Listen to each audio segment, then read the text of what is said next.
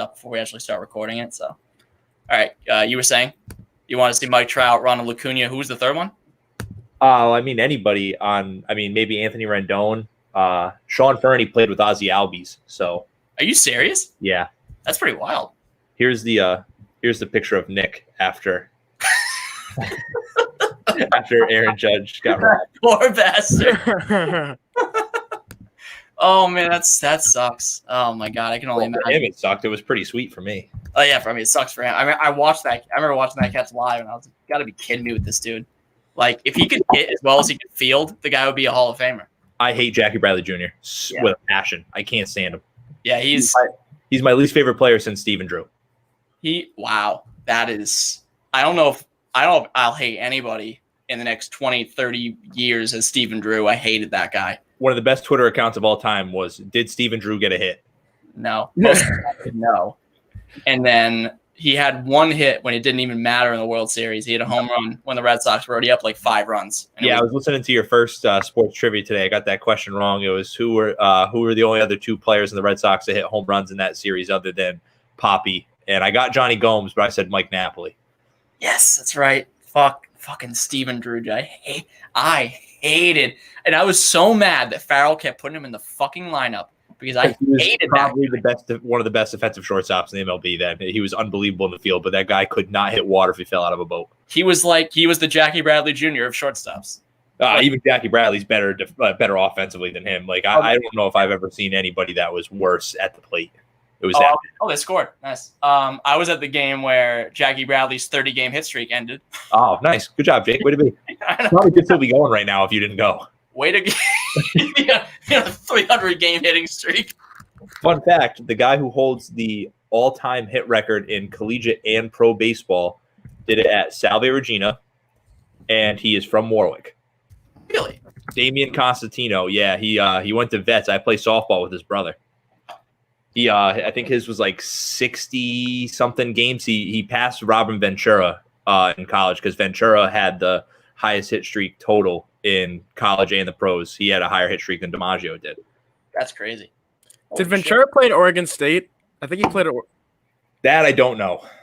I that I'm not entirely sure about. But I know Ventura's hit streak was maybe high 50s to 60. Then I think Damon Constantino had like 62 or something like that, 63. It must have lasted over 3 seasons because D3 college baseball, you don't even play that many games. Especially not up here. Right. The games up here at the beginning of the season, like April, especially at Salve, right on the water, was probably because I didn't play, so I just sat the bench and I froze my ass off because it felt like it could have been 40 degrees. It felt like it was 15 with that wind chill. Bro, I liked one tweet from Shark Week, and I've gotten like 2 tweets from Shark Week about how I should watch whatever the hell they're going to talk about. And I'm like, I bet you they talk about sharks. I bet you they do. If you haven't gathered from our Sports Jeopardies, Dave is like incredibly knowledgeable of college alumni. Yes, I saw that. That was ridiculously impressive. Yeah, Dave was on top of that. He was getting some. I was like, how? I don't understand how this is possible. I've stumped him once. I stumped him on Dayton one time when I said, I think it was like John Gruden. There was a couple others, but it was like, they were like, who the hell? Like, what the hell is this? Yeah, I don't remember where John Gruden went. I forgot. I wanted to say Tennessee, but wasn't right.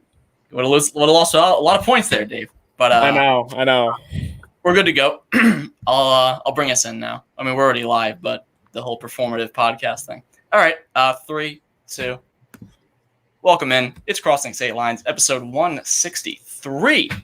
And I am joined, as always, by my co-host with the co-most. It's Stoneham's finest, Stoneham's greatest. It's Dave Albiani. Dave, what's good?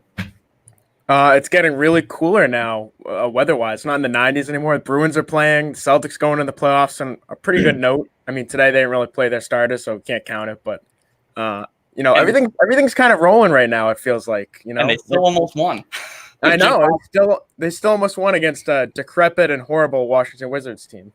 Yeah, it looks like someone just went crashing into the net here in the Bruins game. But anyway, yep, Bruins are up 1-0 now. That certainly won't date the podcast at all. But Dave, we'll get right into it. We are talking about TV shows that ended too soon and too late. And we have a first-timer on today. It's a former high school classmate of mine and a really, really good guy. It's Shawn Clayton. Shawn, welcome into the program. Hey, thanks for having me, man. I mean, the Red Sox got absolutely blown out today, and even though it's getting cooler, my central air at my house blew, so it's pretty hot in here. It's probably hotter inside than it is outside right now. Well, Shawn, the Red Sox getting blown out is definitely evergreen. So people listening to this, they won't even know when we recorded it because that's that's a good point. What happens. But yeah, so before we dive into it, a story about probably Shawn and I, our most memorable path crossing was in high school, and Shawn is a big Eagles fan, as he will. Right. As he will. Yes.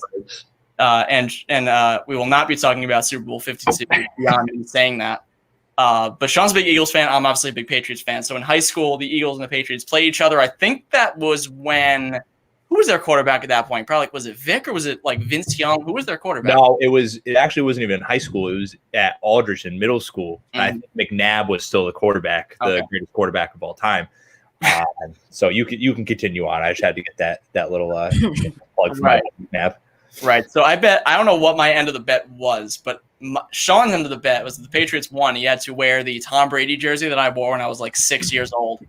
And the Patriots won that game, and Shawn had to go the entire day at school wearing that jersey. And it was a sight because it definitely wouldn't have fit me anymore. That would have been something. I think my Roosevelt Colvin jersey still fits if I could find it somewhere. Because do you have the same pass rush as him? Are you still that? Are you that ferocious? No, yes. I think I would be about 4 times slower than Roosevelt Colvin ever was in his career. But yeah, so that's a look into Shawn's Eagles fandom. He was very confident in that team, but they did reward him eventually with I'll take it. Good old Nick Foles. That's right. And Trey Burton, who apparently decided to stop trying once the Eagles won a Super Bowl because I drafted him in fantasy and he did jack shit. You got to get the ring. Yeah, he got his money, he got his ring. I mean, that's a good career. I mean, he got his big contract, right? Well, how much money is really worth getting passes thrown to you by Mitch Trubisky? How much money? He's got Nick Foles again now, so he might turn it around. That's true. Maybe he'll start throwing passes to Nick Foles again. Maybe we'll see. But today we're talking about, like I said, TV shows that ended too soon and too late, and we'll probably talk a little bit about shows that kind of hit it right on the nose and did it perfectly. So, Shawn, you're our guest. Do you want to start with the shows that ended too soon or the shows that ended too late? I think we can start with too soon. I think that's a good spot to start. All right, we'll get the positive talk out of the way, and then get into what really gets Dave and I going, the negative talk. So we'll start up at the top, I guess. We'll start with probably the first one that came to mind for me, which is Freaks and Geeks. So that lasted only 1 year, ran from 1999 to 2000, and this is, I mean, it really, the term cult classic doesn't really fit any other show better than Freaks and Geeks. Nope. I know Emily loves it. I've personally never seen every episode of it. I've seen bits and pieces here and there, but I can definitely see why people get attached to the show.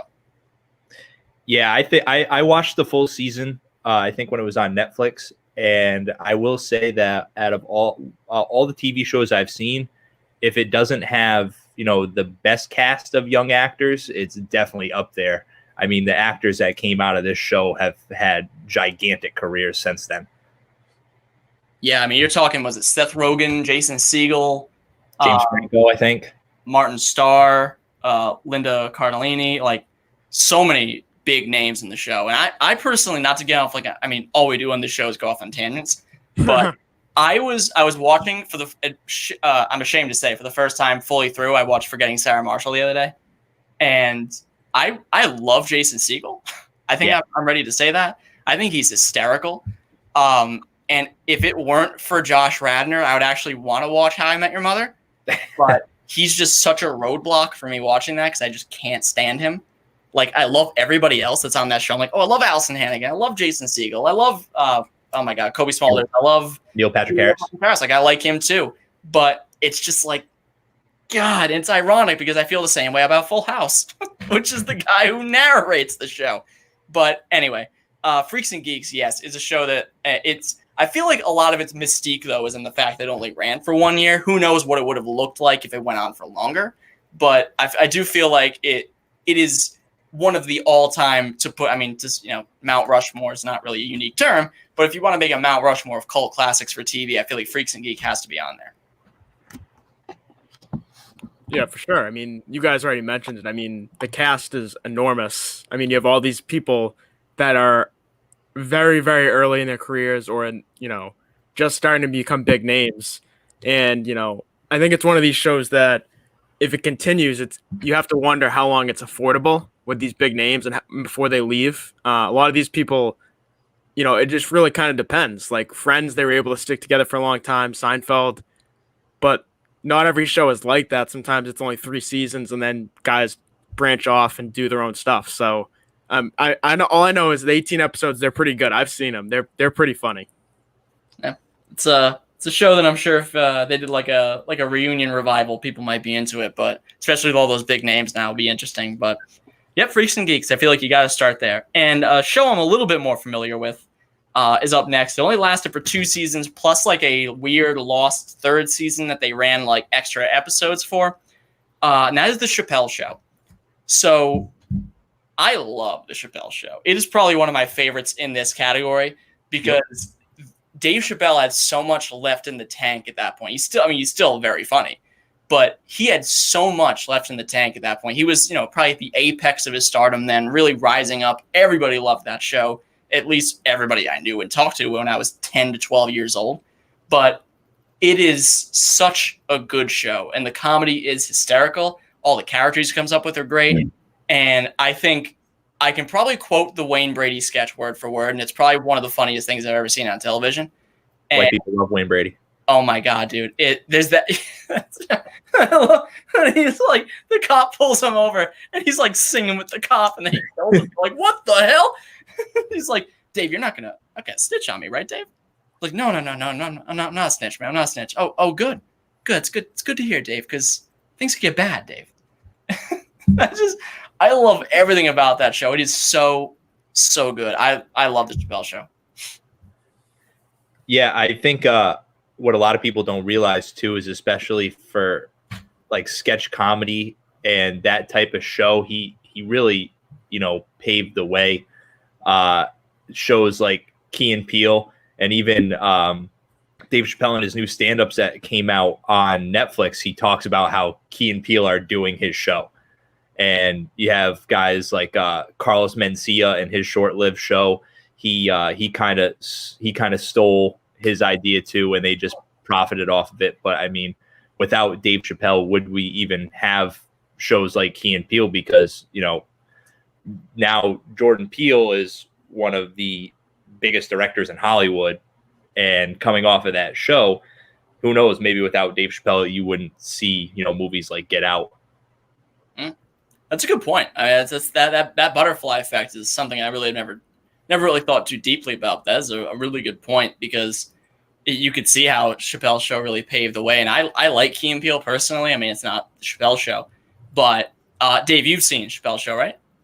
I have seen it. Yeah, I've seen a little bit of it. And I mean, I think it's pretty obvious he had a lot more in the tank, because he drops all these stand-up specials, and they're just as funny as they were like 15 years ago. Like, they're just as funny, and he's such a funny guy. His latest one for Netflix, I think, was last year. Maybe it was early this year. It was one of the funniest ones I've seen in a while.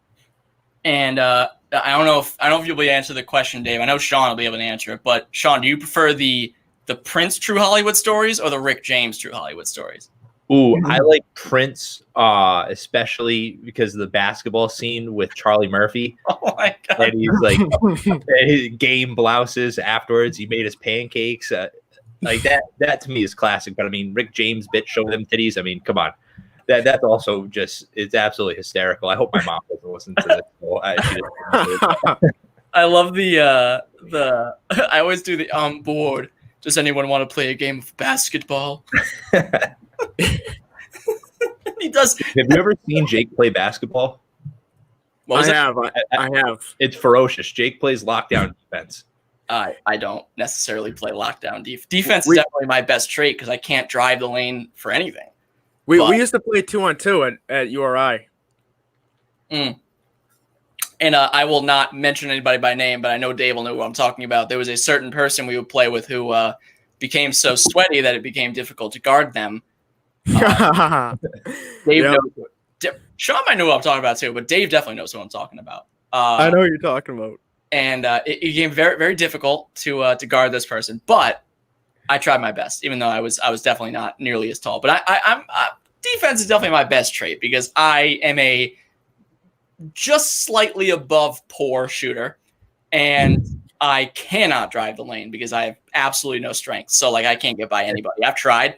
It doesn't go well for me. The only time I get to drive the lane successfully is when I take like 15 threes in a row and then I juke them and thinking I'm going to take a three again. And I just try to get to the elbow the best I can. That's literally the story of my basketball career. So yeah. So I mean, that's kind of how, I mean, when you're 5'9" and you don't have like any upper body strength, it's not very easy to drive the lane of basketball. You wouldn't think that, but it's very difficult. Dave, do you have a preference between the Prince or the Rick James one? I like the Rick James one. Yeah, the Rick James I think that one stands. Yeah, I think that just stands out more for me. I like both of them. I mean, I like both of them, but Rick James is preferable for me. I personally, if I see Chappelle Show on or see anything with Dave Chappelle, I toss it on the TV because I think he's one of the funniest comedians I've ever seen. When keeping it real goes wrong. There's so many good sketches from it. So moving on, we have the league here. I don't know who put this on here. Was it you or that was me? That was you. Okay. Yeah. So I'll go into this a little bit. I'll try and keep this one short. I'm big into fantasy football. So as kind of like a tradition for me, I rewatch the league before every single fantasy football season.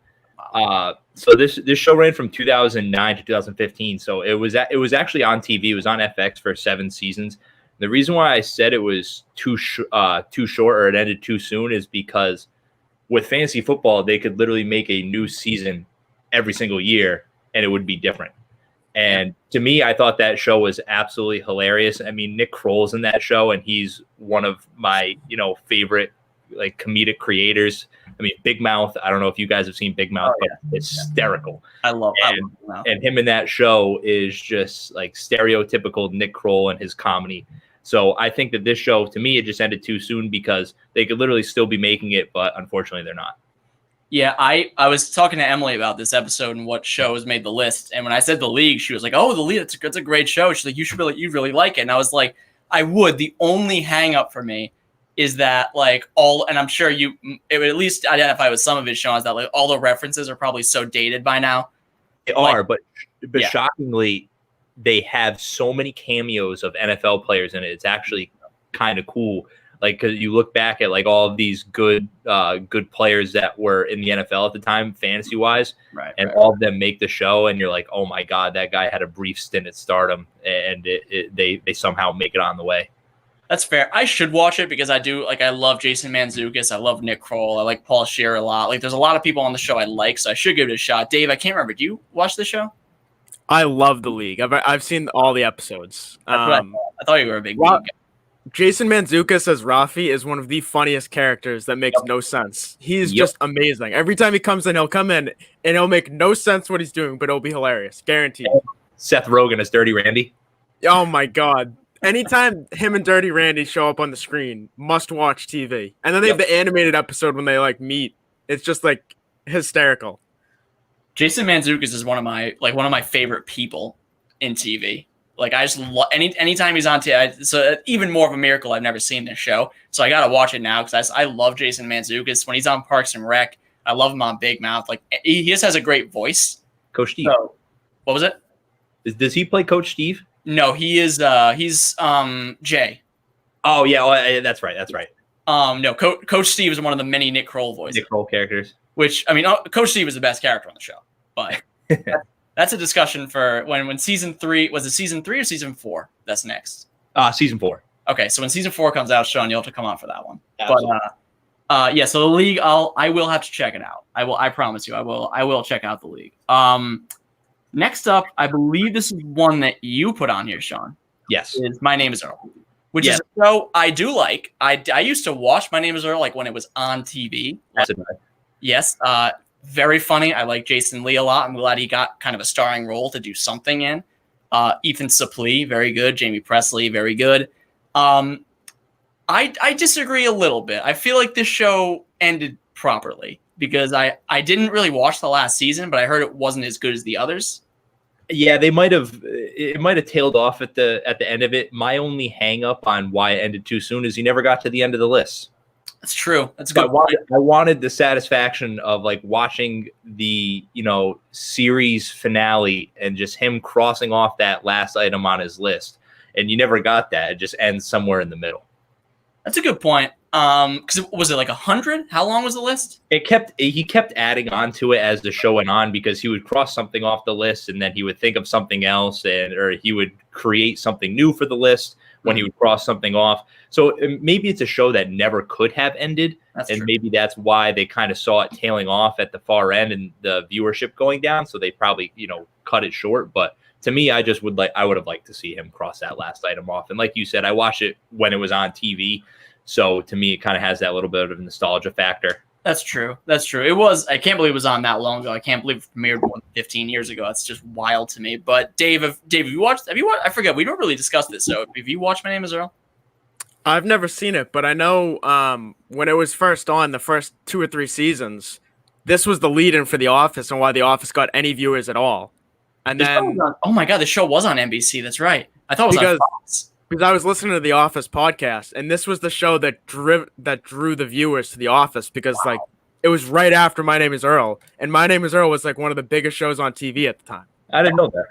That's crazy. Look at Dave coming in with that podcast knowledge. He's out there scouting the other shows. I'm coming in hot. But the conceit of My Name Is Earl, and Sean, correct me if I'm wrong, but he wins the lottery. Yes. Then he gets immediately hit by a truck. Truck car. He gets hit by some sort of vehicle. And then he ends up in the hospital, and that he believes that's karma that did that to him. So now he's trying to check off like all the stuff in his list that he did wrong by people. And right. I think at the end of the first episode, because he starts writing his wrongs, the lottery ticket like blows back to him, or he finds it at like the bottom of a pool or something at the hotel he's living at with his brother. So from there on, he's like, oh, well, now me, karma is doing good things for me. I have to keep doing good things for karma. And so the next one on this list, Sean also put on here, and it's definitely one I never would have thought of, but it is a show I watched a lot, and that is To Catch a Predator, which is more of like a Dateline-driven show. But was it Chris Matthews? Is that the guy? Chris Hansen. Chris Matthews is the wide receiver for the fucking Seahawks. He's also the old white guy that did hardball. No, I'm thinking of Jordan Matthews. Yeah, Eagles. Yeah. Right. Okay, so I'm thinking of a complete. Wasn't Chris Matthews the guy on the Seahawks? No, was it Chris Matthews on the Seahawks? Was that his name? Or wasn't that the big guy that beat Kyle Arrington in the Super Bowl, and then they put Browner on him? Wasn't that Chris Matthews? That's why I think that was his name. But also Chris Matthews, I believe, Sean is right, also was the host of Hardball. Yeah, he's the host of Hardball. He was, yeah. Yeah, so that's weird. But so either way, none of those people are Chris Hansen. But Sean and I were talking a little bit about this off air. And it technically, as Sean put, ran for one quote unquote season, but I feel like it was just one continuous program.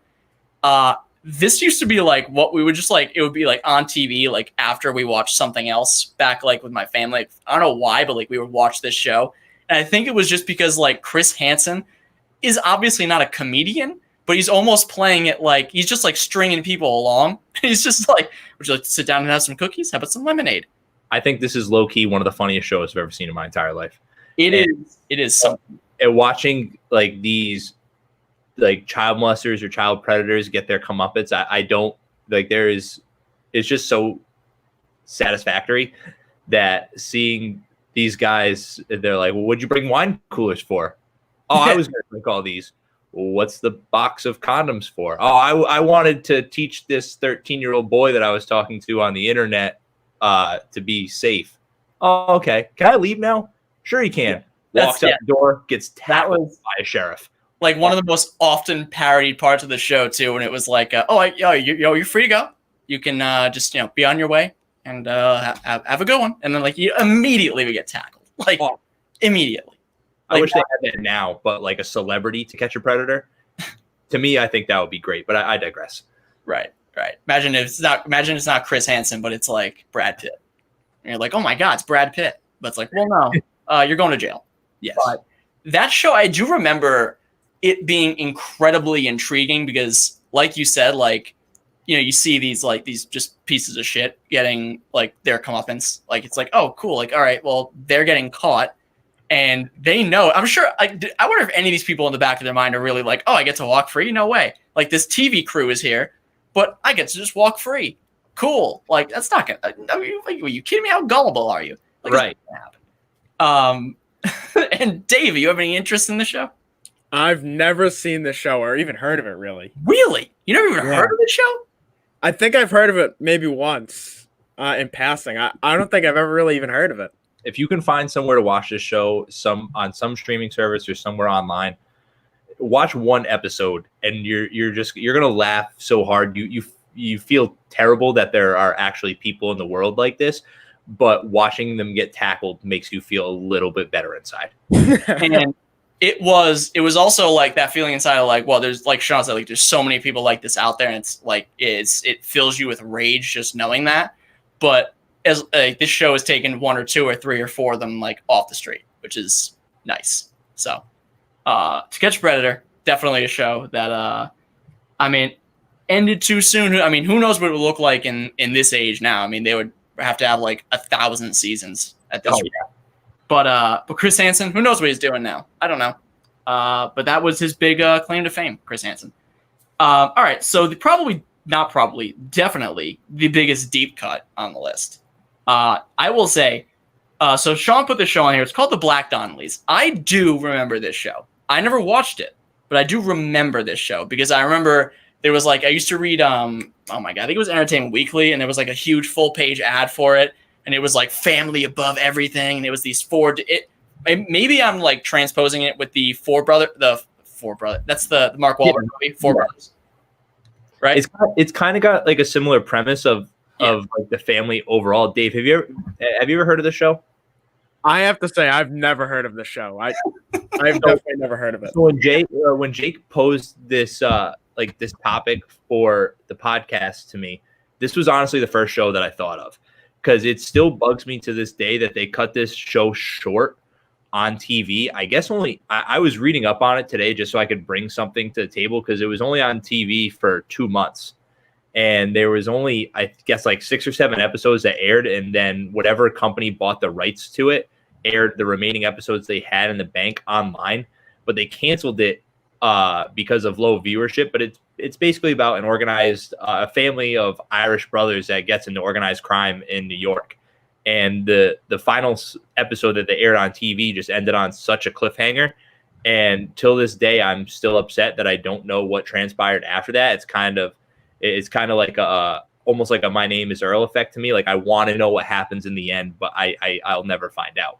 So like this was one of the first shows that I thought of, but it only being on TV for like 7 episodes is kind of tough. So it definitely ended very soon.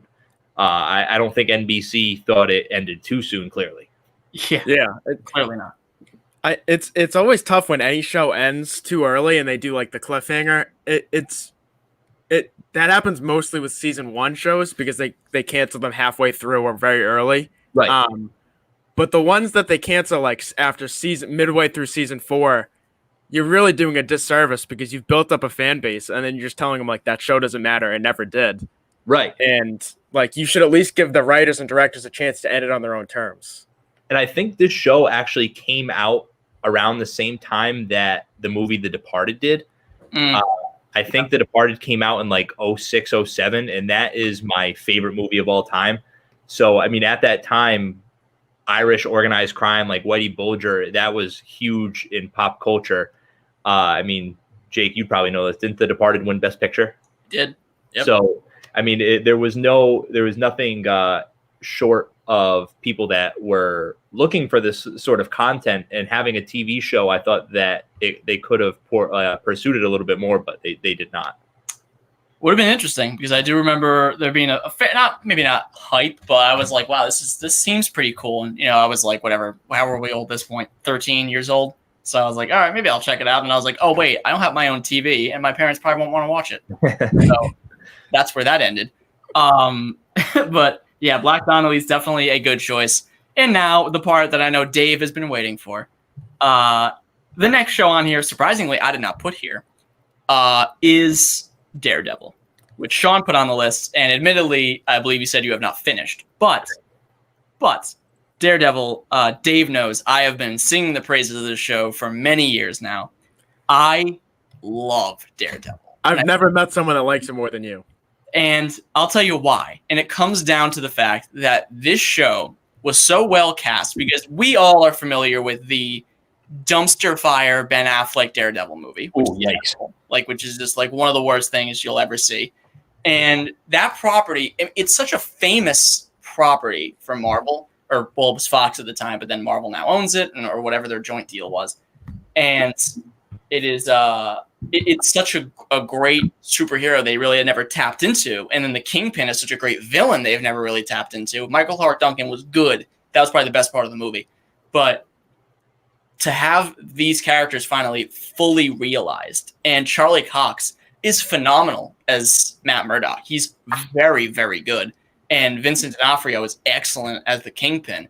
And kind of similar to what you said about the Black Donnelly, Sean, like season 3 ended, and I guess My Name is Earl too. Season 3 ended on a very good cliffhanger. Like it was like, oh shit, like this is going to be amazing. I can't wait to see where this goes. And even then, there was mutterings that it might get canceled because of how the whole Marvel Netflix thing was going. And I was like, well, this really sucks because this shit is like it kept getting better. And I just love the tone of it. It's perfect. It really is, maybe not a perfect show, but they really captured the tone perfectly. And really there really isn't a weak link in the show. There might be some lulls in the story here and there, and that really dings it a little bit. But overall, it is, I think, the best Marvel Netflix show. And it was one that really deserved to keep going. And I'm still holding out hope they find a way to continue it, even though I know that might be a fool's errand to keep that up. But I love the show so much. It's one of my favorites. I love it.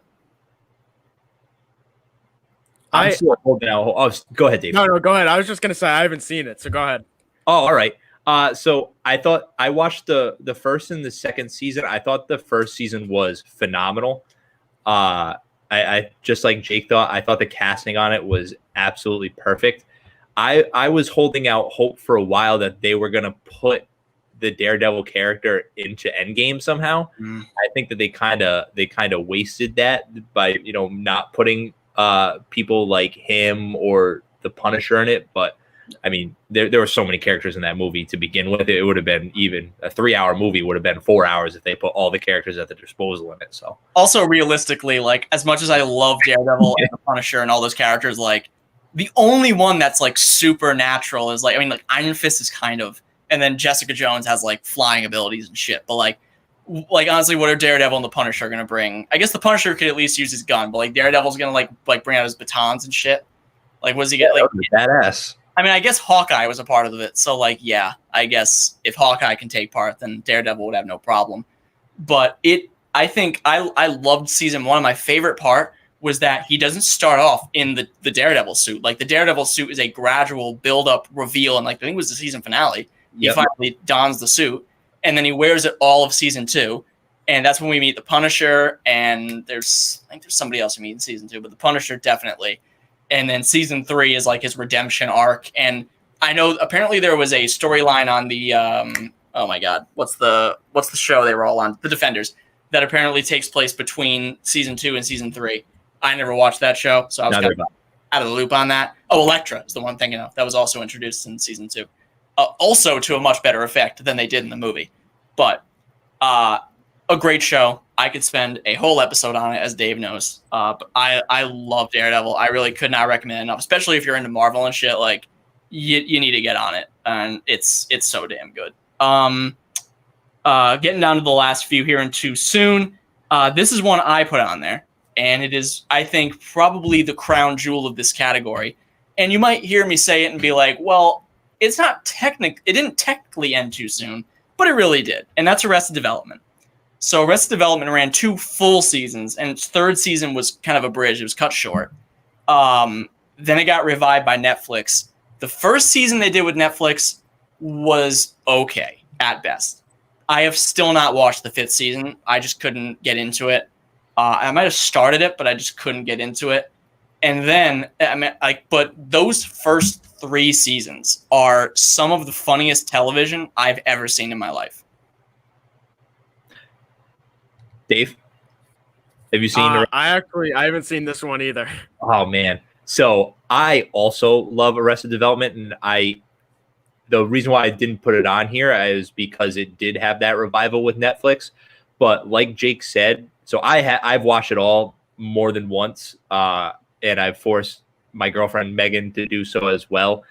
But I think out of everything I've seen is probably my favorite role by Jason Bateman. Mm-hmm. I can't really think of something else that I like him better in, but like Jake said, those first couple seasons are hilarious. And to me, I think it was the first introduction I had to Michael Cera. And I think his career after Arrested Development, if I'm wrong, correct me, but I feel like his career after the show kind of took off. But like Jake said, I think this is probably the best show out of the too soon category because the first couple seasons are just so funny. I think it's one of the great what ifs in terms of it, and maybe it would have lost its luster after a fifth or sixth season, but I feel like it at least deserved a couple more full seasons, like a full third and a full fourth. Because I mean, Tobias Funke, played by David Cross, is one of my favorite characters, probably of all time. Like he's one of those characters where like literally anytime he opens his mouth, he says something hysterical. He's just so funny and so aloof to like everything. It's great. Will Arnett's fantastic. Like you said, Jason Bateman. I've never seen Ozark, but I've heard he's very good on that. I've never seen it either. I've heard he was fantastic in Teen Wolf 2, but I don't think that's a joke. I don't think anything he's done has probably eclipsed this because he's the focal point. He's the best. I think the best character. Well, not the best character in the show. I think Tobias is the best, but also his parents. I know Jeffrey Tambor is like canceled now, but he was great on the show back then before all that, or at least before what we knew. But Jessica Walter outshined like almost everybody on the show. She's fantastic as Lucille Bluth. She's hysterical, funny, biting, all of it. Tony Hale as Buster. Like the cast is absolutely loaded cast. But yeah, if Arrested Development, I think one of the greatest TV what ifs ever is if Arrested Development got a couple more seasons and was able to kind of flesh out more of its character arc instead of taking a 10-year hiatus. Yeah, it was on for a while. Yeah, I remember when the fourth season dropped, I was so excited that I was working at a Dave's Marketplace, which Dave might not know, but I know you do, Sean. Classic. New one's opening up near my house soon. Didn't we go, Jake? Didn't we go to get candy before? We did. Yeah. We went there to get candy before Endgame. That's correct. But yeah, so Dave's Marketplace is where I had my first job, and we were letting somebody go early, and I was like, "Can I go early?" And my shift supervisor was like, "Why?" And I was like, "The fourth season of Arrested Development dropped on Netflix, and I really want to binge it." He was like, "Go ahead." I was like, "Thank you." Yes. So I went home and binged it, and I was slightly disappointed. But still, it's a great show, at least for those first 3 seasons. We'll always have those first 3 seasons, which are just fantastic. And they generally tie up the story pretty well, because I think they knew they were getting the axe halfway through. So I think they kind of had something prepared just in case. But overall, it was a fairly good ending for what it was given. It was given the short end of the stick. But Dave, did I put this one or did you? I think I might have put it. Psych? Yeah. I think you did. I don't think I put it. I put Psych, which is you might look at it and see, wow, 8 seasons. That ended too soon. And my only reasoning is that they've done a couple of movies since, and I feel like that show still had a lot left in the tank. Sean, have you ever seen Psych? Can't say that I have. It's a very good show. It's probably one of our collective favorite shows in this podcast, along with Monk and Seinfeld and It's Always Sunny in the Office, and Parks and Rec. But Dave, I think you'll agree with me. I think we said this when we went on Pop Culture Pile Driver a few weeks ago. They could have kept making seasons of Psych, and we would have eaten it up. Well, I think the movies, the constant stream of movies, like they've made 2, they're going to make up to like 7, they said. I think that proves that there's a demand for it. Like the fact that they canceled it doesn't really make a lot of sense when they're pumping out movies that people really want to see. Like that right there. The only reason you cancel a show is because people left that didn't want to be on it and the show wasn't as good, or it just lost popularity. Neither one of those is true. So I don't know why they canceled it, but I mean, they made the right call bringing back movies at least. So at least we have some more movies to look forward to. So we'll plow right through that because we've talked about Psych. We can talk about Psych till the sun burns out of the sky on this podcast. But Dave, I think the next 2 are ones that you put down. Yeah, I did. So Dave put Mindhunter, which got canceled after 2 seasons on Netflix, and Hannibal, which I don't even know what channel that was on. Was that CBS, NBC? That was NBC, yeah. You want to touch on these 2? For Sean, have you seen either of these? I've seen Mindhunter, and it was spectacular. Yeah, it was so good. we don't know fully that it's canceled yet, but they did release the guys from their contracts, which to me says that they're done with it. Not a very good sign. Yeah, so I put it on there. But if they don't make a third season, that's a travesty. This show is so damn good. It really is. And Jake, I think you would appreciate this a lot as well if you haven't seen it. But do you know the concept behind it? Yeah, it's like it's like real serial killers that's like a fictional show, and they're like trying to like suss out who these people are and shit like that. Yes and no. So the actual premise behind the story is real. When the FBI started to actually study serial killers and try and categorize them to help them better understand like who these people would be, this stuff actually happened. But the people that they picked to play the serial killers in the show look so much like them. I found myself creepy. Yeah, it's really creepy. I found myself like looking them up afterwards to see if that's how they really looked, and it is. Like the guy they have play Charles Manson looks just like Charles Manson, and I mean and he probably looks the least like any of the serial killers of the characters that they picked to play them in the show. But the show is so well done, and it's such a good watch. It's on Netflix, correct, Dave? It is on Netflix, yeah. Yeah, and Ed Kemper looks insanely similar. Like it's creepy. He is the one that looks the most like him, and I feel like they basically like took his son to play him. He takes off his glasses and rubs his glass, puts them back on. I'm like, oh my god, this is just a dead ringer. Yep. Jake, you have to watch this though. This is if I had to pick one Netflix show that's like not Stranger Things or whatever or Big Mouth, like this is the show I would tell everyone to watch. Yeah, I was really disappointed when I finished the second season, and then I heard that it might not be coming back. I was like, how can you do this? Was Charles Manson the second season? Yes. Was it? Because I think I saw the trailer for it. Because I'm pretty sure they made a comment piece. Charles Manson, the guy that played him, was also the guy that played Charles Manson on Once Upon a Time in Hollywood. Oh, really? Really? Huh. Yeah. Interesting. He just like had no role in that movie. Things are getting real chippy in this Bruins game. Anyway, Dave, also Hannibal. I've never seen this show, but I've heard good things. I've never seen it either. Yeah, it's a pretty good show. It's definitely a little different, a little out there. It's kind of more artistic almost when you watch it. It's a very good show. It's 3 seasons, 39 episodes. I know that Brian Fuller, who's the director, has said that they've already written a script for season 4 and because they think they're going to get picked up by someone, and they've been pitching it. So they've been talking about that for a couple of years. So that either means that they're excited and they're still working on it, working out the kinks, or no one likes the script that they came up with. So we're going to wait and see. But I think it had 1 or 2 more seasons left in it. Shouts to Mads Mikkelsen, baby. He's in that show, right? Yeah. Well, one of the things, too, I read was when he got cast as Hannibal, the network didn't like that. And they didn't really support the show after that. They wanted 2 other people as him. And I can't remember, but it was 2 huge names. Interesting. Well, I'll have to check that out. But Hannibal's probably deep down on my list. I'm not sure if I'll be checking that one out, but I'll take your word for it. You don't have to check out that, but check out Mindhunter. For sure. Okay, I will definitely. I'll take both your words for it. I will check that out. All right, moving on to shows that ended too late. Pretty good list for this one too, and it's always fun to shit on TV shows. Except I won't be shitting on this first one. So we got to get this one out of the way because it's the first one that came to mind, and really one of the one of the shows that was the genesis of this podcast, and that is The Office, which ran for 9 seasons from 2005 to 2013, and really.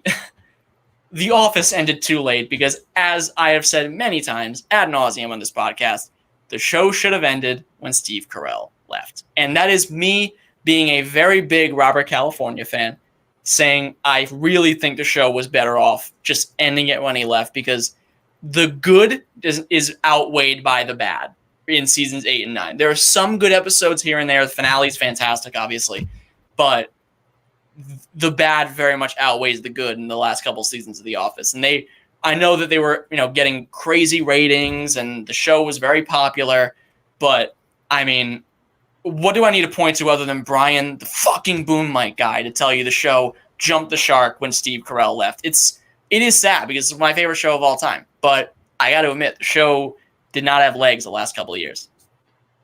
That camera guy storyline was the worst storyline I've ever seen in a TV show. Yeah, I think it's the worst TV storyline I've ever seen. I've never seen worse writing than that. Dude, it is so bad. It is so lazy, and there are people out there who legitimately go to sleep at night thinking they should have ended up together, and I'm like, those people should just never watch TV again. Those people don't understand television, so don't watch anymore.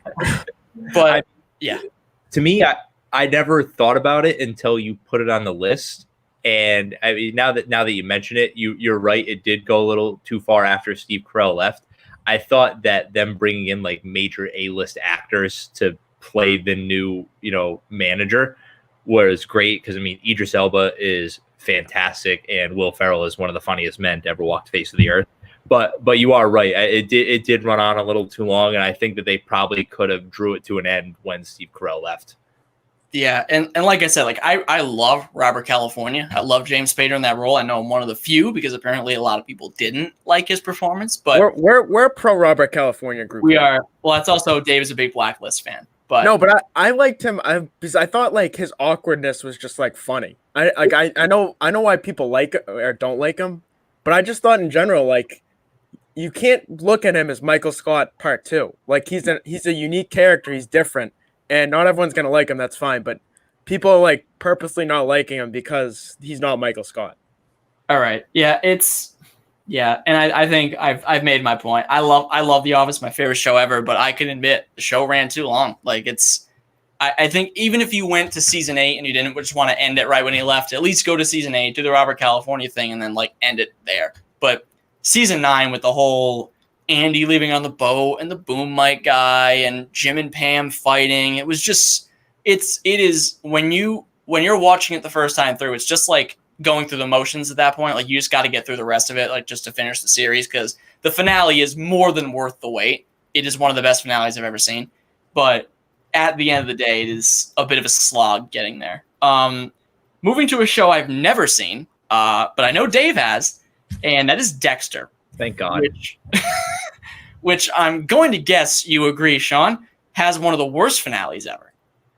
It has the worst. I think that's debatable. I think a show that I put on here later on, towards the end of the podcast, I think it has one of the worst rated finales of all time. But to me, the first, I say 4 or 5 seasons of this show are probably some of the best TV I've ever watched. I thought the first season, I could put that up there with any season of television I've ever seen. I watched it in college, and the premise of the show is awesome, and I thought it was really well done. But it seems like they tried too hard towards the end of the show, and it gets really, really weird. I don't want to ruin it for you, Jake, because it is such a good watch the first couple seasons. Oh, no, I've had the show ruined for me already.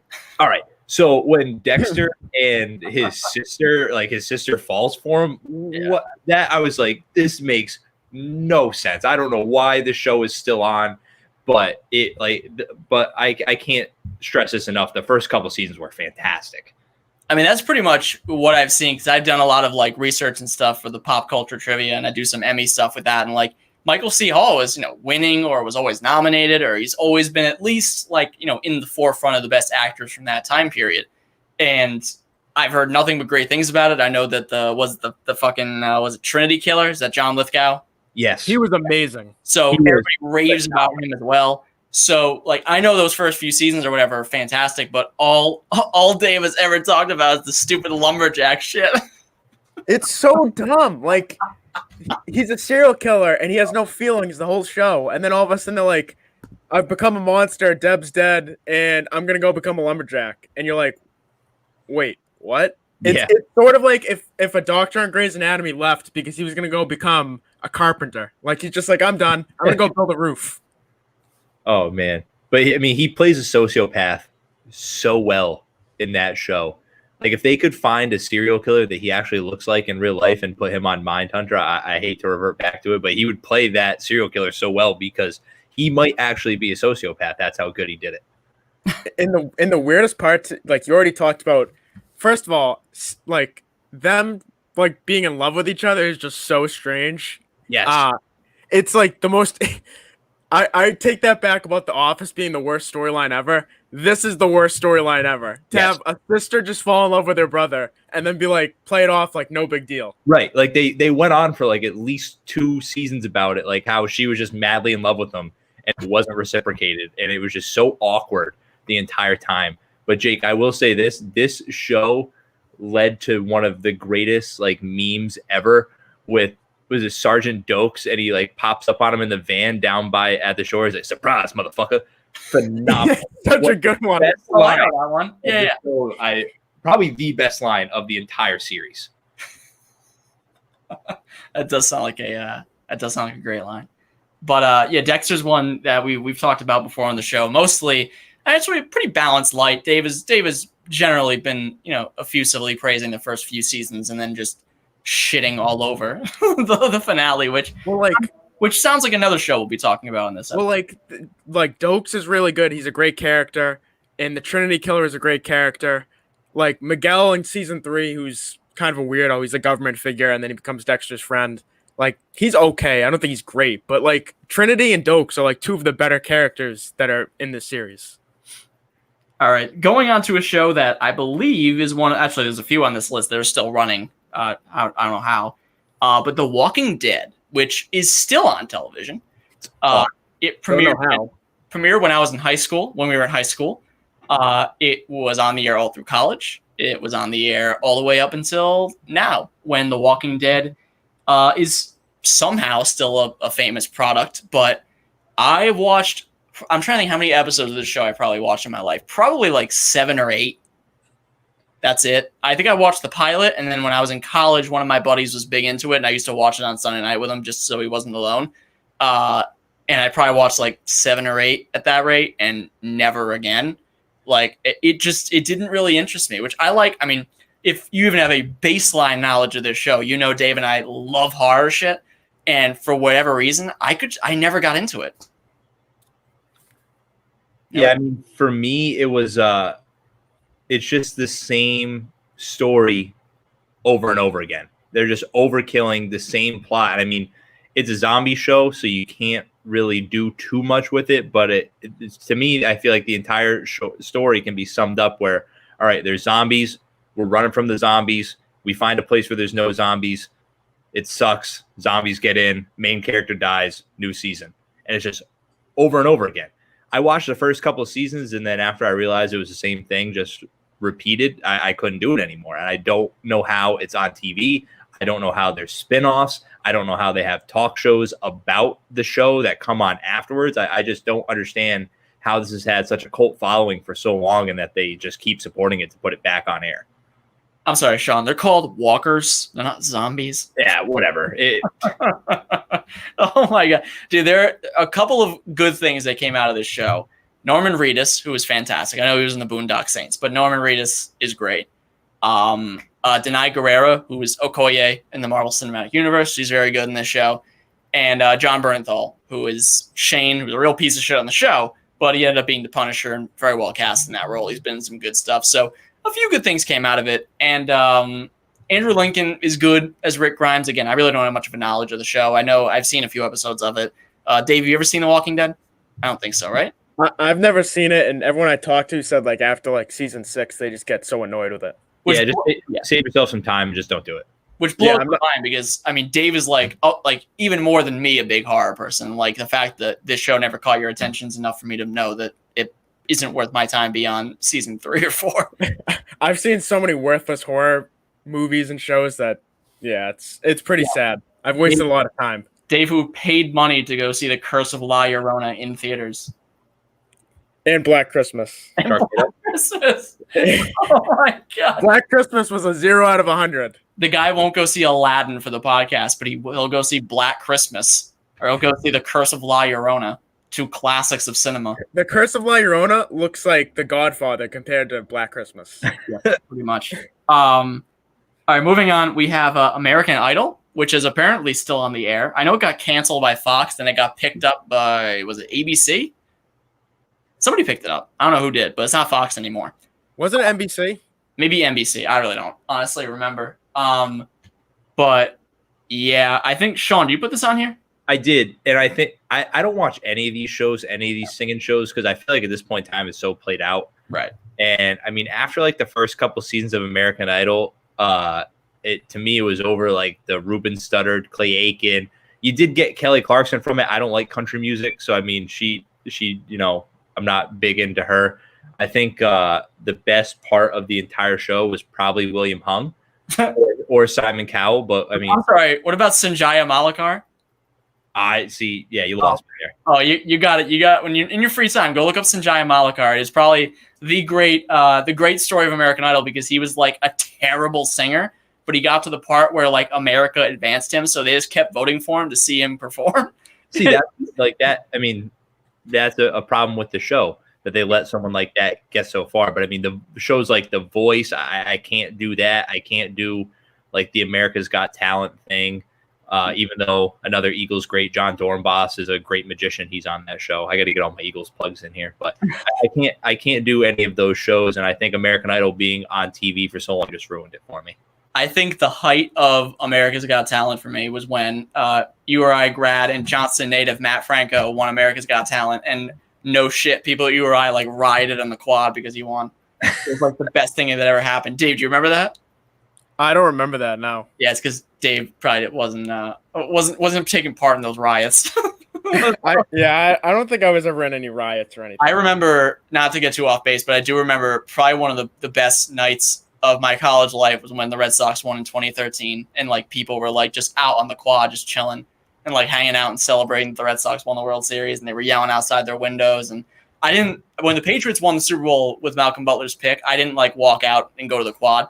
But that was another great night, obviously, too. But that's a story for another day. So you had more people on that quad than I did at my entire school. So, I mean, people were going nuts that night. I remember that. Now, again, not to get you off base, but it is a great story. The night the Patriots won that Super Bowl, I was watching it with Brandon Maxwell, friend of the podcast, frequent guest of the podcast, and a bunch of people at his suite.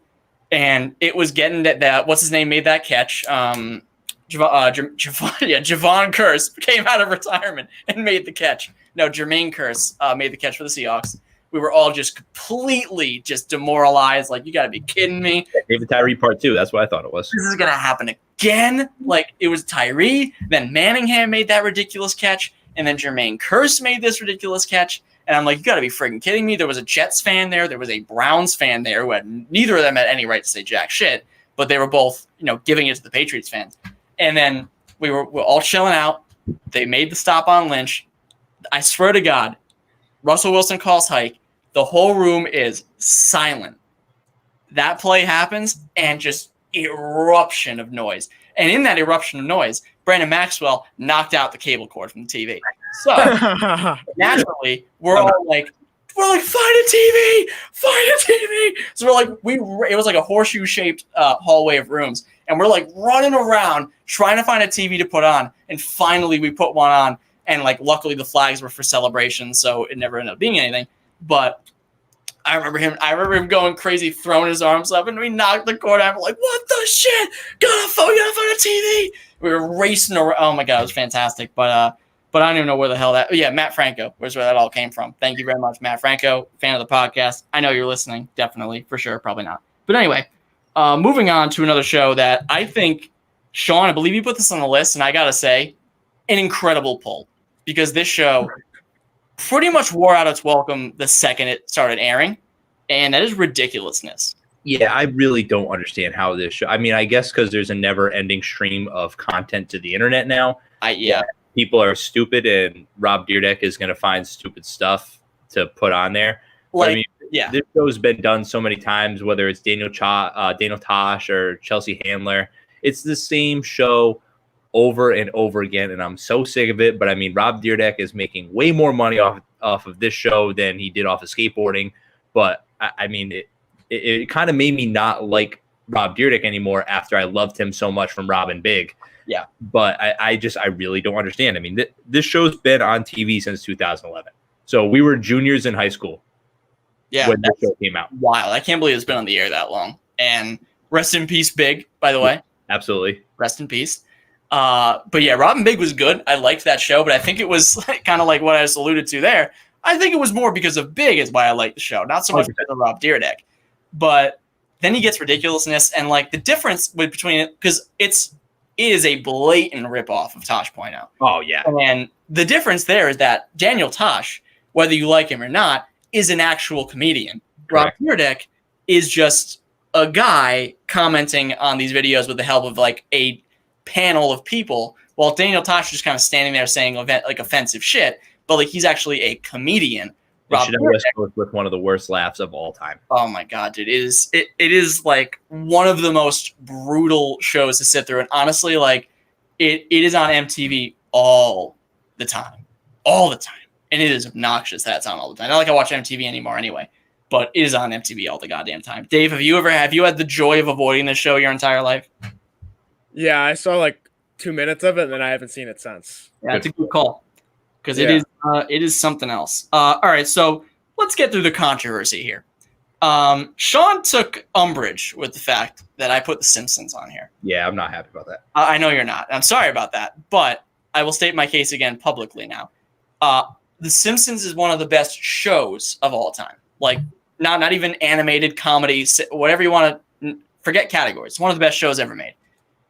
But it has been on for 30 seasons. And I feel like even the most ardent fans of The Simpsons recognize it's lost a little bit of steam over the years. And even it's kind of like it's kind of, it's kind of like Breaking Bad in the sense that like the worst episode of Breaking Bad is still a pretty good episode of Breaking Bad, like one of the best, like great episode of television anyway.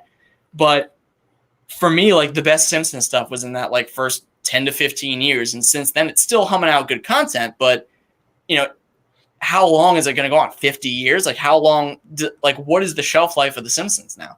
I've heard that it's got canceled like 3 times and they just still keep pumping out episodes on Sundays. But I think, like, to me, this show is just so great. It's still funny. Like you said, a bad episode of The Simpsons is still a good episode of any other show for the most part. You also got to think of like the reach that this has had to basically every single other adult animated comedy show that's ever been made. So, I mean, without The Simpsons, you don't have shows like Family Guy. You don't have shows like Futurama, a show that was so well written, and the reason why it was probably able to make it to TV is because of The Simpsons, or shows like South Park or things like that, shows that are so good. And The Simpsons walked so they could run, as I use a cliche there. But to me, I think that they could put The Simpsons on forever, and if it was on TV, I'll watch it. I think it's really impressive when FXX does the Every Simpsons Ever marathon, and it lasts for 2 weeks, just Simpsons nonstop, 24 hours straight for 14 days. That's wild stuff. Yeah. That's wild stuff. Dave, I can't remember. You're not a big Simpsons guy, right? No. I mean, I see occasional episodes like the Treehouse ones, but I don't see a lot. I love all the Simpsons movie. I love all the Sideshow Bob episodes. I think Sideshow Bob is one of my favorite characters in the show. He's fucking hysterical. The Simpsons movie. What was it? They canceled Pooh off the show. I don't think he's a character anymore. I believe Apu is off the show now, or at least he's not. I think he's off the show now. I'm trying to think who my other favorite characters are. I do love Sideshow Bob. I mean, Krusty is a classic as well. Itchy and Scratchy are very funny. I mean, of the main characters. What was it? I said that's like a little play on Tom and Jerry. Right, and I know Dave is a big Tom and Jerry guy. Huge Tom and Jerry fan. Dave loves Tom and Jerry, right, Dave? I mean, I enjoy Tom and Jerry. That's pretty much it. Oh, please. We did our favorite animated shows from our childhood. You had Tom and Jerry in like your top 10. Tom and Jerry is fun. I like Looney Tunes too. Well, okay, Looney Tunes and Tom and Jerry are a little different. Like Looney Tunes, I like the Roadrunner and the Wile E. Coyote. I mean, Looney Tunes is like, funny is what I'm looking for. Tom and Jerry is, it's there. It exists. But yeah, so The Simpsons, it is, again, one of the best shows ever made. But at the end of the day, I think it's run a little long. But you know what? I can get, if you want, 1 billion seasons of it. It is, again, it's great. A lot of great writers that come off that show. Conan was on that show. I believe Greg Daniels used to write on the show as well before he did King of the Hill. So a lot of famous people have come off that show. A show I do not like is 2.5 Men. And that is a show that probably should have just quit while it was behind. It definitely should have quit when Charlie Sheen was gone. I don't Correct. understand the Ashton Kutcher thing. I personally thought it was funny with Charlie Sheen, and I thought John Cryer was really funny in it. Yeah. But once Charlie Sheen was gone, like the whole storyline makes no sense, and it's not really that funny. Yeah, I'm not too big into. Oh God, somebody's got hurt. Yeah, I wasn't really big on like when the Charlie Sheen ones are okay. Like, I don't know. I was never like a huge fan of his anyway, but he's good. John Cryer's fine. I couldn't stand the kid, Jake, whatever the hell his name was. Couldn't stand him. And then Ashton Kutcher of all people to fill in for that last season, like.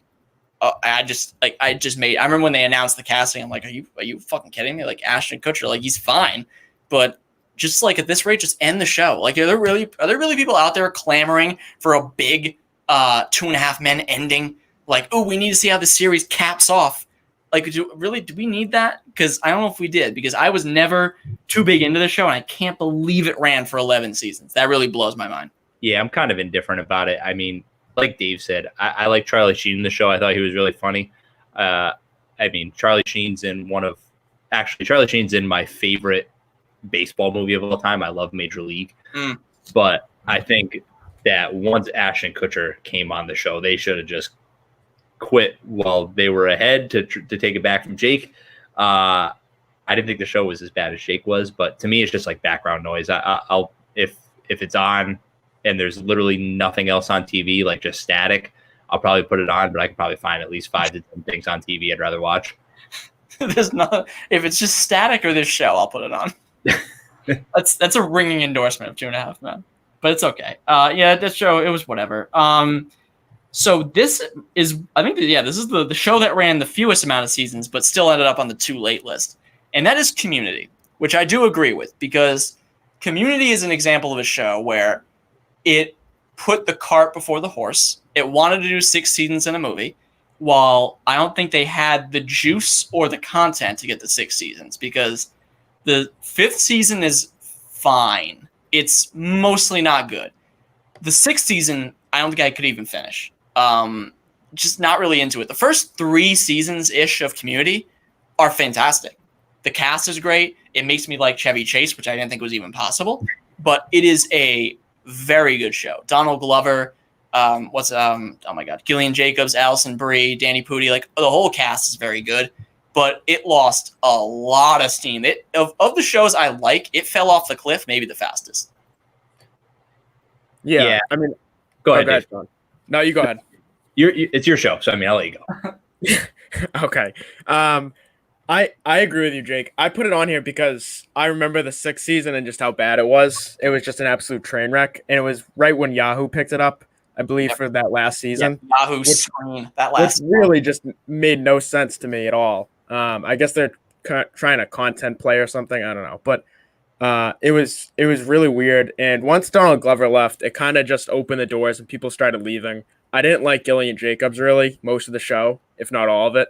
I thought everyone else was really good. Obviously, Danny Pudi and Donald Glover are like the main attractions here. Joel McHale is like, you kind of put up with him for a while because he's obviously like the spotlight's on him. But to me, it ended way too late. It should have ended after 3 or 4 seasons. You a Community guy, Sean? So I do like this show. I remember watching this show when it was on TV. Mm-hmm. I didn't think of the show because, to be honest with you, I didn't even remember how it ended. I'm sure I've seen the ending, but I just don't remember it. So I think that kind of goes without saying that it ended too late. However, I think that this was a great introduction to Donald Glover's, his more artistic side. Yeah. I mean, obviously, he's a great musician as Childish Gambino. But the fact that he's able to do a show like this and then eventually his own show, Atlanta, which I unfortunately haven't seen, I think it shows how talented Donald Glover really is as an overall artist. But yeah, the fact that I can't remember the ending to the show whatsoever, and I know I've seen it, it just goes without saying. I'm not sure if there is another show I like where I either hated the character or loved the character, and there was no in between. Like, I hated Joel McHale. Maybe I didn't hate Gillian Jacobs, but I didn't hate her, but I hated the character. I didn't like Britta at all. I did not like Chevy Chase's character. He did make me laugh a little bit here and there. You really don't like Chevy Chase? No, I don't like Chevy Chase at all. No National Lampoons? Nope. Oh, so good. So good. Can't stand so good. Christmas Vacation, the Christmas movie is a staple in my family for years. My family, whenever we turn on, we say 1, 2, 3 Griswolds. Every time. Oh my god! Like when he pulls underneath the truck carrying the logs and he's stuck in the station wagon. That's like one of the best scenes. And Eileen is in the show. Yeah, I mean in the movie. My god. Eileen's in the movie. Jake, how do you not like National Lampoons because of that? That's a hard pass for me. Oh, okay. Not a fan. But anyway, Community. But I love Troy. I love Abed. I love Annie. They're great characters. I even like the Dean. He's very good. I like John Oliver when he's on the show too. Shaggy hair, John Oliver. So yep, that's Community. A few on here that are real staples. Criminal Minds. I don't think I've seen a single episode of it. Me neither. Dave, you put this on here then. Yeah, it just lots of characters came and went, and they replaced like almost the whole cast throughout the show. And to me, when you do that, it's just time to pack it up. If you have to like lose the main characters, it's not the same show anymore. It's just a show that you're trying to make work. You're trying to fit square pegs in round holes, and it just doesn't work.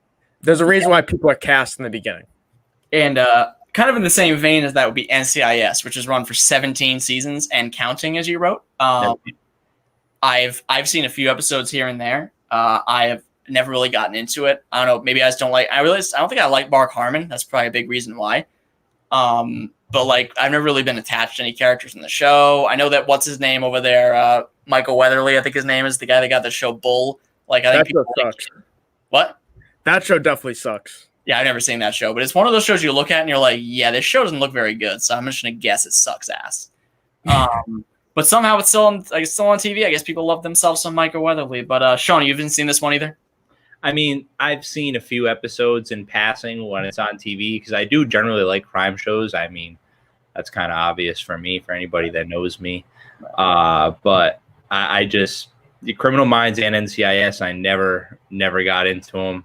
I think I was kind of done with like those mainstream crime shows after Law and Order. And I think Law and Order, SVU, or probably could have been on this list as well as shows that went on too long. But I could not name one single character or one single episode on either NCIS or Criminal Minds. Does Mandy Patinkin count? Yeah, I don't know who that is. Mandy Patinkin is the guy that is on Criminal Minds, but have you ever seen The Princess Bride? Yes. He's Inigo Montoya. Oh, okay. He's on. Dave, what season did he leave? Season 3, I think. Yeah, see that? There you go.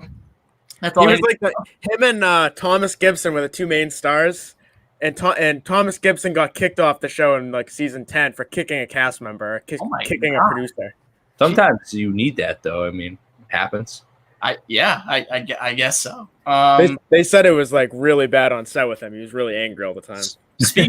Speaking of crimes, it's a crime. This show ran 11 seasons, and that's Modern Family, which started off pretty good. I think I watched it the first like maybe 2 seasons, 3 maybe, and I just completely lost any sort of contact with it. I mean, I like Ty Burrell. Julie Bowen somehow looks the same between Happy Gilmore and the start of this show. I don't know what it is, but whatever magic she's doing, it's working because she looks the exact same. It's got funny people on it, but for whatever reason, like I just lost interest. It just never really hooked me like other shows like The Office or Parks and Rec did. Never seen it. I like it. I think we talked about this the other night, Jake, off air.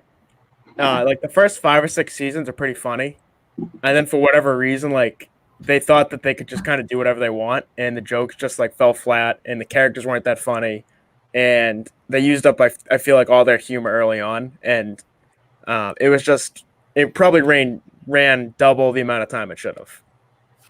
Yeah, well, if I don't think you're missing a whole lot, Shawn. It's fine, but yeah, it exists. It's a good show. First few seasons are pretty good, but beyond that, not much of an endorsement from me. Dave, I know you put Homeland on here.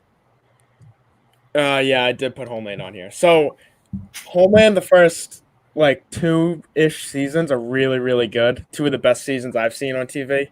3 and 4 aren't bad.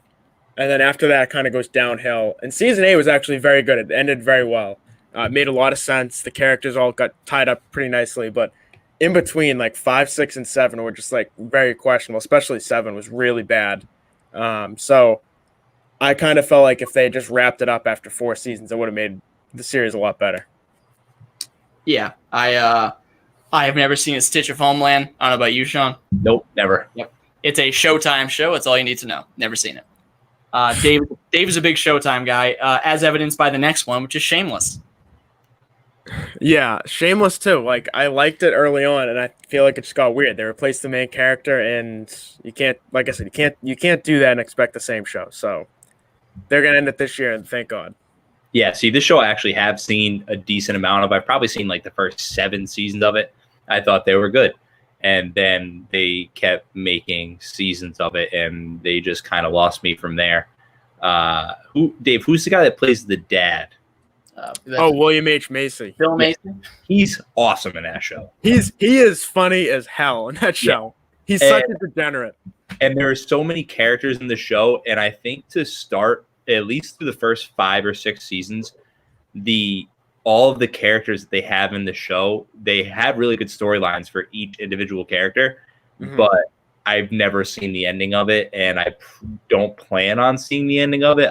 Did Netflix pick it up? Because I know it was on Netflix for a while, and then they stopped having seasons, and now all the new seasons are on there. I think it's produced by Showtime still, but Netflix has a deal with them to drop episodes. Gotcha.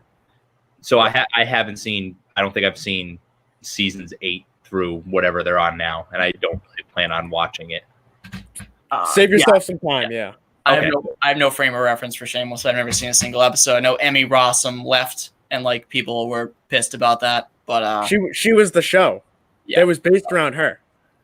Right. All right, Sean. Dave and I have not seen this show at all, so you're gonna have to carry this one. I'm sure you'll have no problem with it. The last one on the list is Game of Thrones. Okay, so you can go off on this one, King. Yeah. So people think that this is the greatest show of all time. This was kind of a late ad for me on the list. Granted, I have not finished Game of Thrones, and that is why I put it on the list of shows that ended too late. I've seen the full first 6 seasons of it, and it is really, really good. Towards the end of the 6th season, it starts to drag on. I had the last season ruined for me, and I heard it was terrible. Basically, all of the real Game of Thrones fans were not happy with how it ended. But to me, I thought they probably could have ended the show in 6 seasons. And if they did, then I would have seen the ending, because I'm still on season 7, episode 1. But with that being said, those first 6 seasons are really, really good TV. I know you guys aren't big HBO, from what I've listened to the podcast, you guys aren't big HBO, TV show fans. I mean, at least for the big ones that I've heard. I know you guys both like this show with Julia Louis-Dreyfus. What is that? We love Veep. We love Curb.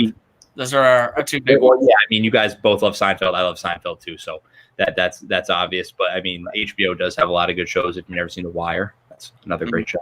But yeah, unfortunately, on my list of prestige shows I've never seen. So I'll cut it short on Game of Thrones. The characters are really good, but like there's a, I don't know. I was just disappointed on how long it dragged out, and maybe I'll finish it and I'll change my tune on it. But for now, I just think it ran too long. Like I said, I've never seen a stitch of the show, but I will say I know many Game of Thrones fans. I listen to a lot of podcasts with people who are Game of Thrones fans. I don't think I've ever heard, other than Dexter, as unanimously a hatred as I did for the finale of Game of Thrones. Yeah. I don't think I've heard. And like season 7, it was like, because remember, as you'll know, Sean, as a fan of this show, even though you didn't see the last season, but also a big Marvel fan, the Battle of Winterfell and Endgame were like the same weekend. Like it was a huge deal. Like Endgame comes out, and then like Sunday is the Battle of Winterfell. And then Endgame comes out, and everybody's like, holy shit, that was the best thing I've ever seen. And then they saw the Battle of Winterfell, and they're like, oh, that was good.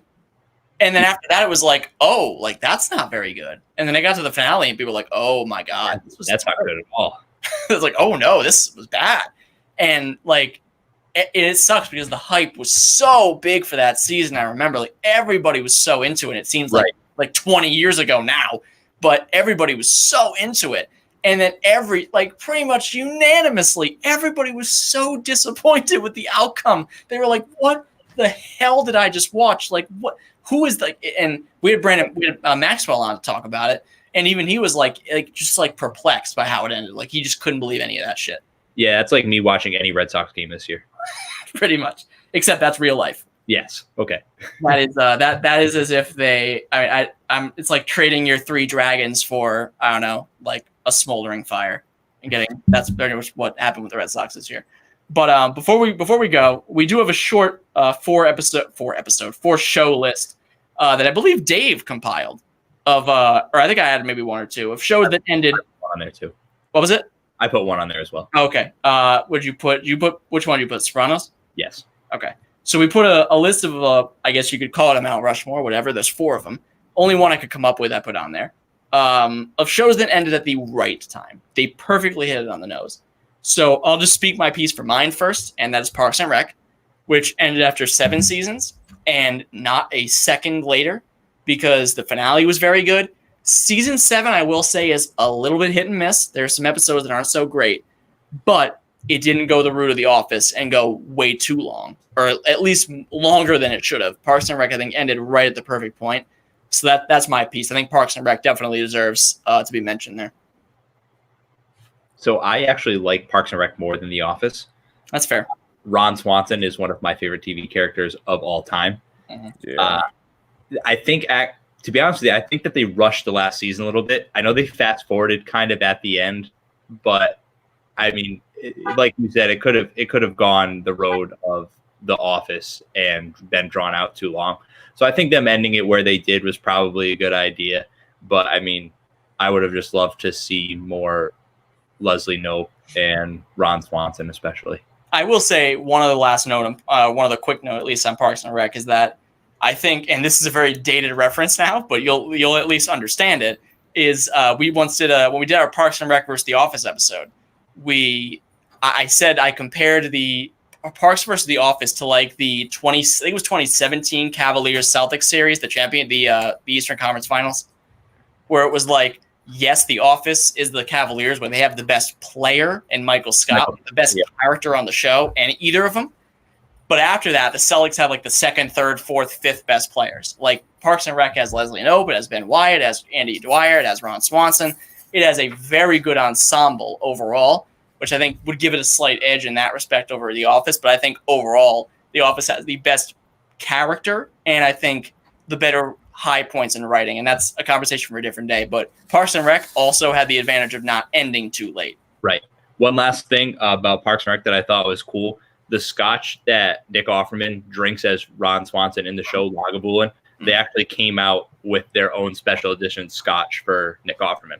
Oh wow, that's dope. Yeah, that's amazing. That's awesome. Imagine that you get a scotch and you're pretty much just for you. That's pretty dope. Wait, Jake, that doesn't happen for you? I guess I'm alone then. They gave you the Albiani Lagavulin. Yeah, they get some sewage water out back and they put it in a bottle. So Shawn, I know you and Dave are big Sopranos fans, so I will let you guys talk about this one. Dave, I'll let you go first here. Yeah, I love The Sopranos. I thought it was awesome. I thought all the characters were great. I didn't love, actually, I don't know about, I thought early on the kids were kind of obnoxious.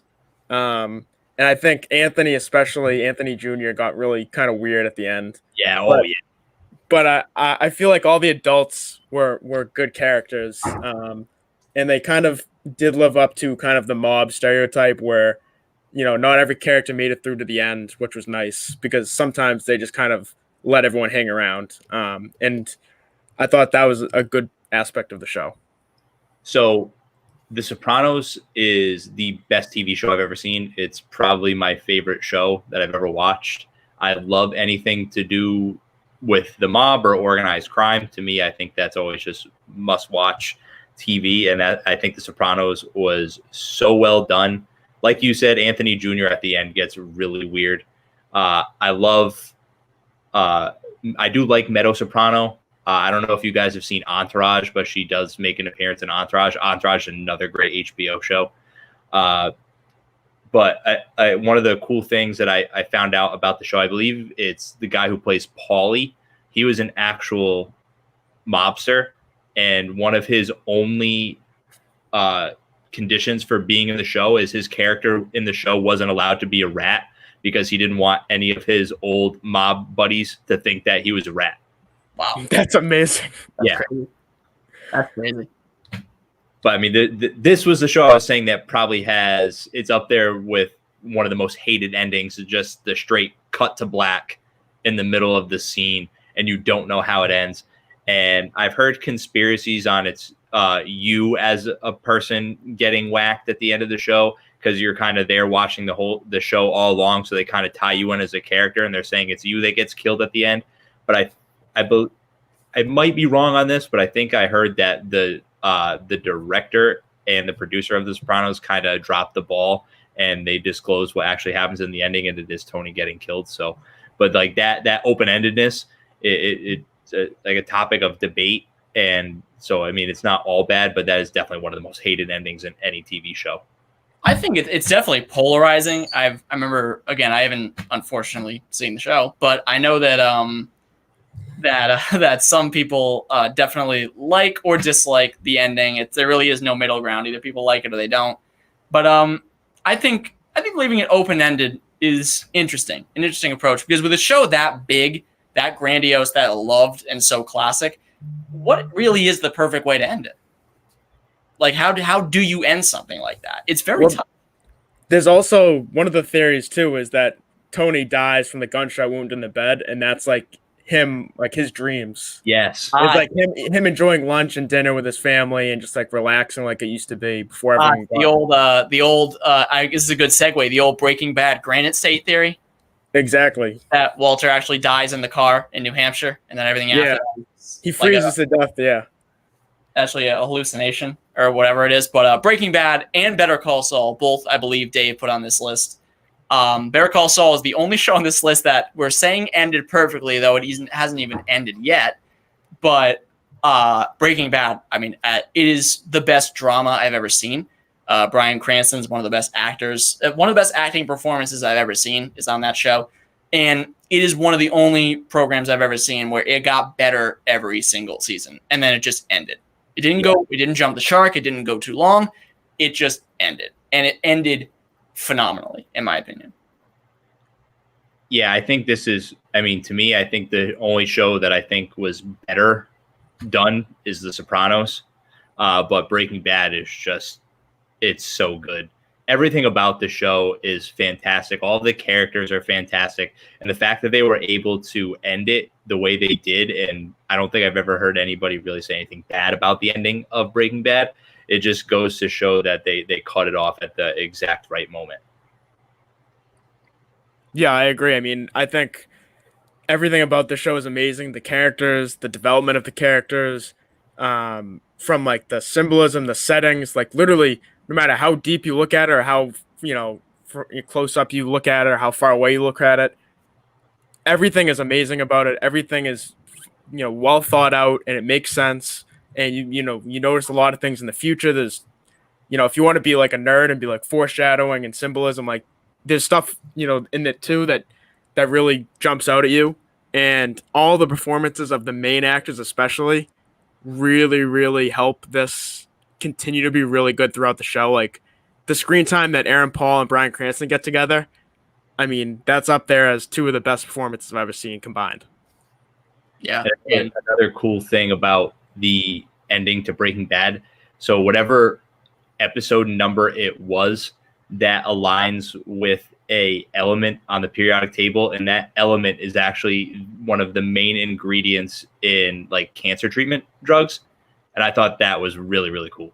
It's cool. And then also you have Felina, which is the finale, which not only is an anagram for the word finale, but I'm trying to think of the right, because I think it stands for iron, lithium, and sodium. And I think that is supposed to mean like blood, tears, and sweat, or something. It's supposed to be like some sort of like blood. No, it's blood, meth, and tears, I think, because blood is, there's iron in blood. Then there's lithium, which is a key component of meth, and then sodium, which is salt in tears. So it's blood, meth, and tears for the net finale, which is just like, it's fucking wild, dude. Like so much thought and so much care into the show. Fantastic. And as I am always going to remind Dave, none of this show would not have happened without the X-Files, because that is how Vince Gilligan and Bryan Cranston first met, was the X-Files. So, yep. No, I was gonna say, and part of that too, like you're saying, when I think I told Jake this already on another show, but when they were pitching, when Vince Gilligan was pitching to all the different networks and stuff, and the AMC is like, all right, like who's gonna play who's gonna play Walter White, and he's like, well, we think Bryan Cranston should, and the network just looked at him and was like, Hal from Malcolm in the Middle is gonna play the most ruthless meth dealer, and they're like, no, have you seen the X-Files? Yeah, he plays a raging anti-Semite on the episode of the X-Files that he's on. But is a very good episode, and he's, as he usually is, very good in it. And Shawn, do you know that there was an alternate ending of Breaking Bad, that he wakes up as Hal? Oh, it was all a dream. That is fantastic. So I love Malcolm in the Middle. Me too. I love Malcolm in the Middle as well. It's funny because Frank Muniz doesn't remember any of it. Really? Yeah, he has like memory loss, and they asked him about it. He remembers none of that show. Wow. And another cool thing is, if you've ever seen the first Fast and Furious, the white Volkswagen Jetta from that movie is Frank Muniz's car. Is it really? Yes. Wow. Look at Shawn dropping knowledge on us right here. I never would have known that, because I don't know if I've seen the first Fast and the Furious movie. I don't know if I've seen that one. It's the first two are really the only two worth watching. Is the Tokyo Drift's the third one, right? Yeah, that one came out third, but that one doesn't really fall in line chronologically, like the time frame. But that one's not terrible. But Fast and Furious and Too Fast, Too Furious are probably the only two that are really worth watching. Well, there you go. And that does it for TV shows that ended too soon, too late, and some that were just perfect. Shawn, thank you for joining us. Is there anything you want to plug? No, thanks for having me. Hopefully I can get the invite to come to another show sometime soon. I had a lot of fun. Oh, hell yeah. You're always welcome back. When we get that, well, like I told you off air, when we do our Redux, our Marvel rankings, we'll have you back on, and we'll put your rankings into it, and I like that. Get a more cohesive ranking together. But thank you for joining us. Dave, where can we find you? You can find me at David_Albiani. There you go. You can find me at Jacob_Morocco. Our podcast is at CSL Podcast on Twitter. You can find us. We're distributed through Anchor Podcasts, but we are on Apple, Spotify, Google Podcasts. I think we're on CastBox, a few others. Pocket Cast, I think we're also on. But go check us out there. And next week, we are doing our fantasy stream for the year 2003. Mac from Mac and Goo and Ken from JKLOL Podcast will be joining us for that. So keep it locked on Tuesday. We'll see you then. Then Wednesday, back again for Sports Jeopardy. But until next week, have a good week, weekend, whatever, everybody. We'll see you then. And I'll take us off live. And let me see. No, I don't want to do that. Come on, end it. There we go. And broadcast.